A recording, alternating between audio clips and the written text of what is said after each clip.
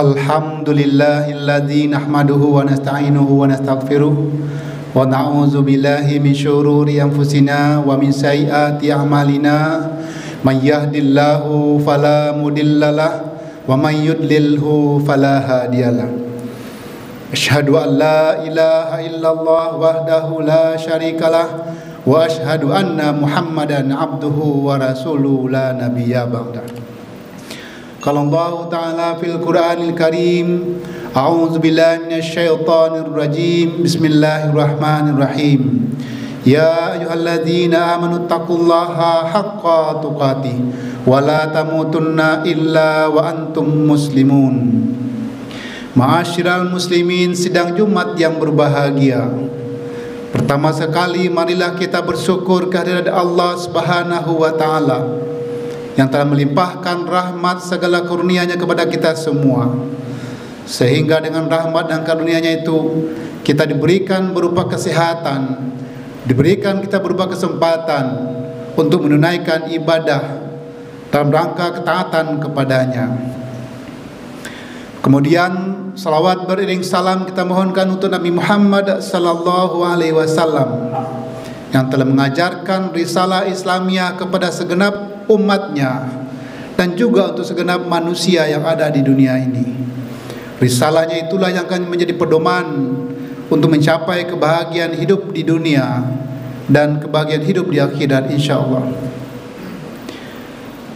Dan kemudian kami menghimbau kepada segenap hadirin berbahagia, marilah kita bersama-sama beriktikad baik untuk senantiasa dan selalu untuk meningkatkan keimanan dan ketakwaan kita kepada Allah Subhanahu wa taala dengan cara memperbaiki kualitas ibadah kita, menguatkan iman kita, memuliakan akhlak kita dan memajukan peradaban muamalat kita. Sehingga dengan demikian kita akan menjadi orang-orang yang beriman dan beramal soleh. Semoga dengan itu menjadi bekal untuk hidup kita kelak di akhirat.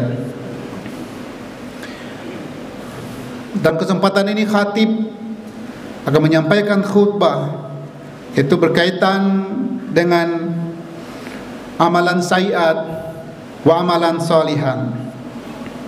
Sebagai dasar untuk khutbah kita akan kita petikkan firman Allah yang terdapat dalam surah Ghafir ayat 39 sampai ayat 40. A'udzu billahi minasyaitonir rajim. Bismillahirrahmanirrahim. Wa qala alladzina amana ya qaumi ittabi'u ahdikum sabilar rasyad. Ya qaumi innama hazihil hayatud dunya mata'un wa innal akhirata hiya darul qarar. Man amila sayyi'atan fala yujza illa mislaha wa man amila salihan min zakarin aw unsa wa huwa mu'minun fa ulaika yadkhulul jannah yurzaquna fiha bighairi hisab. Allah berfirman yang artinya telah berkata orang-orang yang beriman, ya qaumi ittabi'u ahdikum sabilar rasyad. Wahai kaumku, ikutilah aku, niscaya akan kutunjukkan sabilar rasyad, itu jalan yang baik. Ya qaumi, wahai kaumku, innama hazil hayatud dunya mata. Sesungguhnya kehidupan dunia ini hanyalah kesenangan sementara. Wa innal akhirata hiyal dararul qarar. Dan kehidupan di akhirat itu, dia adalah kehidupan yang abadi dan kekal. Man amila sayyi'atan fala yujza illa mislaha. Dan orang-orang yang melakukan perbuatan jahat, maka dia tidak akan dibalas kecuali sebanding dengan kejahatannya itu. Waman amila sholihan, dan siapa yang berbuat amal soleh, min zakarin au unsa, baik dia laki-laki maupun perempuan, wa huwa mu'minun, sedangkan dia beriman, faulaika yadkhulul jannah, maka dia akan dimasukkan ke dalam surganya Allah. Yurzaquna fiha bighairi hisab, dan dia nanti akan diberikan rezeki tanpa dihitung. Hadirin yang berbahagia, ayat ini terdapat pada surah Ghafir pada ayat 39 sampai 40. Ayat ini sebelumnya menceritakan bagaimana dialog antara Fir'aun dengan orang-orang yang beriman. Fir'aun yang telah mengakukan dirinya sebagai Tuhan dan mengatakan dia membawa kebaikan ke dunia ini. Dia mengaku dia membawa ajaran kebenaran, dan dia maka mengajak orang-orang umat atau masyarakatnya untuk beriman kepadanya sebagai Tuhan. Di situ ada kata-kata Fir'aun mengajak kaumnya untuk beriman kepadanya dan mengatakan dirinya itu membawa ajaran yang baik. Hadirin bahagia, ajaran baik atau buruk di dalam pandangan manusia di dunia ini mungkin memang beragam, karena sesuai dengan latar belakang, sesuai dengan pendapatnya masing-masing. Tetapi kebaikan menurut Allah itu tentu beda sekali. Kalau kebaikan di sisi manusia banyak diartikan sebagai al-ma'ruf, hanya kebaikan yang sifat sementara. Sedangkan kebaikan di sisi Allah itu adalah al-khair. Al-khair adalah kebaikan yang sejatinya, yaitu khair di dunia dan khair di akhirat. Bahkan Al-Maraghi pun mengatakan al-khair itu adalah dinul Islam. Maka di dalam Al-Quran dikatakan, hendaklah ada di antara kamu segolongan umat, wal takum minkum ummatun yad'una ilal khair, yang akan mengajak kepada al khair, wa ya'muruna bil ma'ruf, dan menyuruhkan untuk berbuat ma'ruf. Itu ada dua kata. Maka orang-orang yang beriman itu adalah menyerukan kepada perbuatan yang baik. Perbuatan yang baik itu adalah perbuatan kebaikan hakiki menurut pandangan Allah Subhanahu wa taala dan juga menurut pandangan manusia. Pada ayat ini diceritakan bagaimana Fir'aun mempengaruhi kaumnya supaya beriman kepadanya dan mengatakan dia itu membawa ajaran yang baik. Kemudian beberapa kali kaumnya melakukan perdebatan, menjawab. Salah satu jawabannya itu adalah dikatakan, berkata orang-orang yang beriman, wahai pengikutku, ini diantaranya adalah Nabi Musa, Nabi Harun, dan orang-orang yang beriman dengan Allah. Wahai kaumku, kesinilah kutunjukkan jalan yang benar, jalan yang baik. Kenapa? Karena menurut Nabi Musa, menurut Nabi Harun, dan menurut orang yang beriman, kebaikan yang dibawa oleh Fir'aun adalah kebaikan palsu. Dia menobatkan dirinya sebagai Tuhan tanpa wahyu. Dia menobatkan dirinya pembawa kebenaran, tapi akibatnya sebaliknya. Karena kebaikan itu hanyalah untuk dirinya, sedang penderitaan adalah untuk umatnya. Dari Nabi Musa dan Nabi Harun mengajak orang untuk beriman kepada Allah. Di antaranya adalah tidak mempersekutukan Allah, yang kemudian beriman kepada Allah, beriman kepada hari akhir, dan kemudian berlakukan amal yang soleh. Yang kedua, dia juga menghimbau, menyatakan bahwa kehidupan di dunia ini hanyalah kesenangan sementara. Kita bertanya, kenapa sementara? Karena memang dunia ini hanya sementara. Yang abadi itu adalah akhirat. Kita pun diprediksi oleh Rasulullah sallallahu alaihi wasallam, umatku nanti usianya berkisar antara 60 sampai 70 tahun. Jadi tidak terlalu lama dibandingkan dengan usia bumi, dibandingkan dengan usia alam semesta, maka jauh sekali perbedaannya. Maka pantas sekali dikatakan bahwa kesenangan di dunia ini, kehidupan di dunia ini hanyalah kesenangan sementara. Di mana kesenangan yang selamanya adalah di akhirat kelak. Bagaimana caranya kita supaya nanti di akhirat kelak itu mendapatkan kebahagiaan? Maka disitulah kuncinya. Kita harus meninggalkan amalan sayyi'at dan mengerjakan amalan sholihan.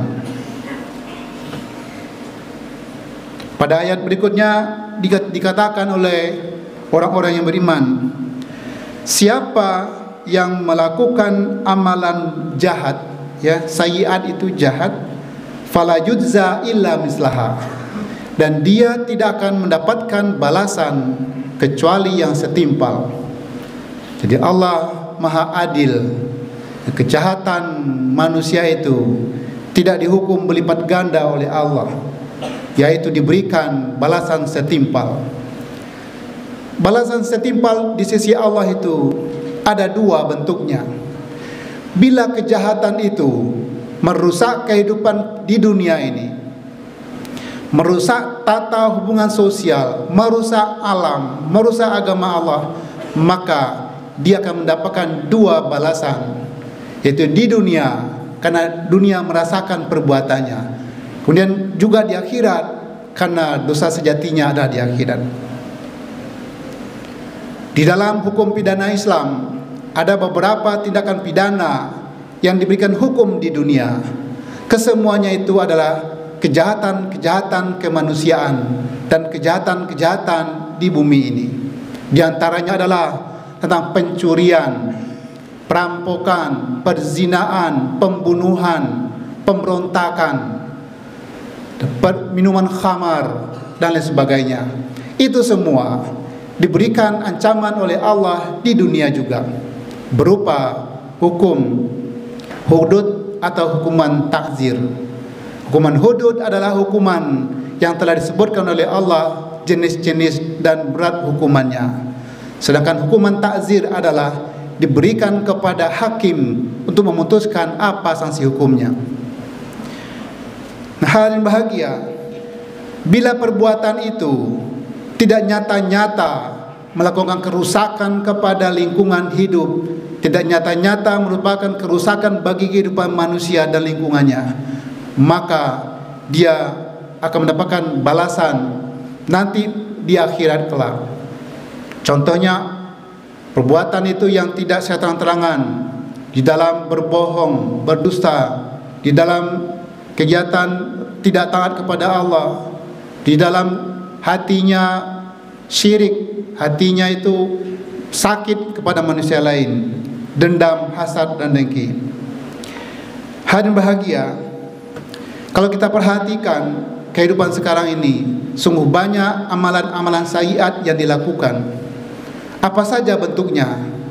Amalan sayyiat itu ada bentuk sayyiat kepada diri sendiri. Orang yang menyakiti dirinya, menyiksa dirinya, atau membunuh dirinya. Allah SWT mengatakan, wala taqtulu anfusakum, janganlah kau bunuh dirimu. Orang membunuh diri itu bagi orang di luar Islam dikatakan sebagai hak, tapi dalam Islam itu tidak hak, karena bukan dia yang menghidupkan dirinya dan bukan dia juga yang mematikan dirinya, tetapi ada zat yang maha kuasa yang maha menghidupkan dan mematikan. Sehingga dalam Islam orang bunuh diri itu merupakan kejahatan. Yang kedua, amalan sayyiat itu adalah orang berbuat jahat kepada keluarganya. Seorang bapak, seorang suami, seorang bapak tidak mau memberi makan anaknya. Dia sibuk dengan urusannya sendiri, anaknya dibiarkan kelaparan, tidak mendapatkan tempat yang layak, tidak berpakaian yang patut. Dia sibuk sendirinya dengan sengaja. maka ini termasuk perbuatan sayyiat kepada keluarga. Atau mungkin dia juga menyakiti secara fisik, menyakiti secara psikologis dan lain sebagainya. Ini adalah bentuk sayyiat kepada keluarga. Dan yang ketiga, ada juga amalan sayyiat kepada tetangga. Lidahnya bagaikan racun, matanya bagaikan panah, kata-katanya bagaikan silet, sehingga setiap orang yang beradaptasi dengan dia selalu tersakiti. Maka orang ini adalah pembuat jahat, baik kepada tetangganya, mungkin juga kepada keluarganya. Nah, orang-orang ini tentu tidak layak, maka Islam pun menganggap itu suatu sayyiat, dan dia akan mendapatkan balasan yang setimpal, bisa saja di dunia ataupun di akhirat kelak. Yang keempat, ada orang yang berbuat jahat kepada negara, kepada masyarakat luas. Contohnya apa? Contohnya adalah penegak hukum yang melanggar hukum, atau penegak hukum yang melakukan kejahatan. Betapa akhir-akhir ini kita disaksikan oleh berita-berita yang sangat menohok kita. Betapa aparat-aparat penegak hukum yang seharusnya menangkap para narkoba, para geng narkoba, tetapi malah dia yang menjual narkoba itu. Dan bahkan barang bukti pun dijual untuk kepada masyarakat luas. Betapa jahatnya dia. Dia itu bagaikan tanaman yang bagaikan pagar memakan tanaman. Dia seharusnya melindungi, tetapi justru merusak. Contoh berikutnya adalah seorang anggota parlemen.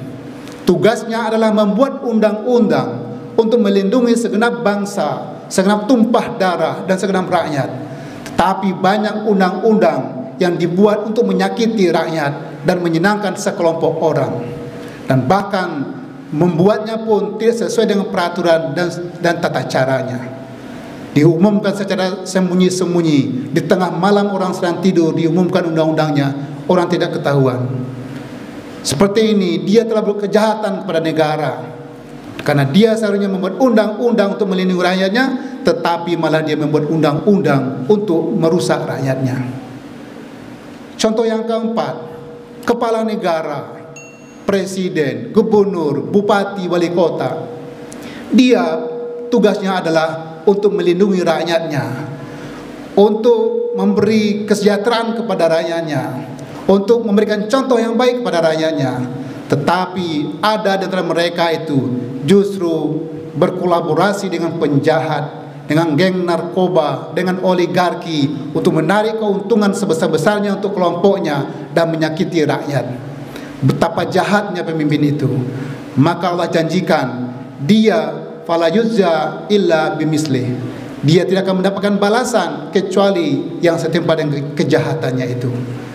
Maka perbuatan jahat bila telah dilakukan secara terang-terangan, secara terang benderang, Allah janjikan dia akan mendapat balasan dunia dan akhirat. Di dunia ini akan diperlihatkan oleh Allah betapa kejahatan-kejahatan itu dan diketahui oleh publik. Betapa dia menyimpan rahasia itu sebaik-baiknya, tetapi Allah Maha Penyimpan rahasia dan Allah Maha tahu. Untuk itu hadirin bahagia, tugas kita adalah bagaimana kita bisa melakukan amalan-amalan solihan, amalan-amalan yang baik. Kata-kata itu menyenangkan orang lain. Kalau bergaul tidak ada yang tersakiti. Kalau dia menegakkan hukum, dia menegakkan yang digariskan, yang telah ditetapkan dalam hukum. Kalau dia jadi pemimpin, dia akan melindungi dan mengayomi. Itu yang diharapkan pada kita semua. Insya Allah itu merupakan amalan solihan. Hadirin sidang Jumat yang bahagia, demikianlah khutbah yang singkat ini. Semoga bermanfaat. Fa'tabiru ya ulil absar la'allakum tatakun.